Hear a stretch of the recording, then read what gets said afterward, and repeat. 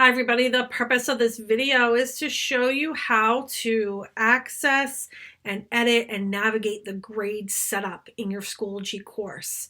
So we're going to be looking at this first column here, and I want you to click grade setup.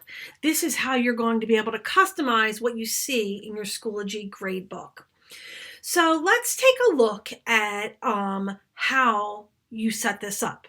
You've got categories, you've got grading periods. These will be set up by eSchool. You can set up your final grade setting, and then you have the ability to hide things. So let's start at the top and let's take a look here at the categories. So this is going to be dependent upon your building and your department. If you need to add a new one, you're going to hit the add button. You're going to type the name of the category. If you plan to sync with eSchool, they should have the same exact name. So use the same categories that you have in eSchool. If you're in the elementary world, you may use classwork or assessment. But this teacher is using formative and summative, which is a great way to set it up as well. It's up to you and your professional judgment. If you weight your categories depending upon your building and department standards, you would check this button, and then you're going to put the weight, whether it's 30-70, 60-40, 30-10, 60. It's up to you. As long as it adds up to be 100%, you're good to go. So then you're going to decide what type of scale you're using. The numeric one, A plus, B plus, or the William Penn grading scale, you can select that. And then if you want it to round for the students, you would check this. If you don't want it to round, you'd leave that. And the last thing I want you to look at in here is, well, you can look at these settings here. Control the grading columns in the gradebook. So if you want to see them, these question marks will help you know what they do. So that's totally up to you and what you prefer to see. But these two items right here are really important. I want you to check them because our grade book of record is either at the elementary level progress book and at the secondary level eSchool. So we don't want students looking for their final grade in Schoology. So we turn these two settings off, and that makes it so that they don't see their final grade. They can check their grade on an individual assignment, but in order to see their final grade, they need to go to the grade book of record. So I'm going to hit Save Changes. And then I want to show you over here in this last column, you have access to these scales. So if you're from William Penn, this is the William Penn grading scale. You're welcome to use that for your final grading. You can look at what's already there, but notice these stars are going to be your default. And that's the same thing with your category. Whatever you star is going to be your default. The other thing that you have options to do is set up your rubrics. And so you can click your rubrics, you can see them.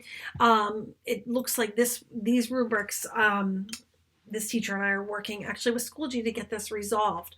But you can save any of your rubrics, and then one thing that's really awesome is you can add a new one, you can add a new scale, a new rubric, but you can also copy settings. So if you want to set this up in one course, then you copy it to all your other sections. You say what you want, your categories, grading scales, rubrics, and then you check which courses and you say copy, and it will copy those settings for you. One last thing let's take a look at before we wrap up this video. It is the Mastery Gradebook. So let's access the Mastery Gradebook by selecting Mastery. You may notice when you come in here, your screen might not look like this one. That's because you may not have assigned learning objectives. So once you assign learning objectives to the activities that you're posting in Schoology, it will start to calculate a mastery gradebook for the assignments that are submitted and those grades. And you can filter out and you can look at these different grades. It'll be color coded, and you can set up how it's going to be organized by using the mastery settings right in here. And you can set the meets expectation to whatever percentage you want, exceeds expectation, to whatever you want. Let's say we're doing that 90, whatever you decide to do. A decaying average means that as you get closer to the end of the school year, where you would expect students to be mastering it, those items are more heavily weighted than the ones that you did at the beginning of the year when maybe a student was starting to learn.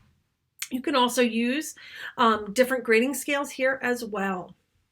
So I'm going to go ahead and save these settings, and let me show you how do you get these items aligned. So if I'm in my material section and I add material, whatever assignment I'm adding, whatever test, whatever quiz, all you have to do is click this button right here. Excuse me. Then you select what standard you're going to use.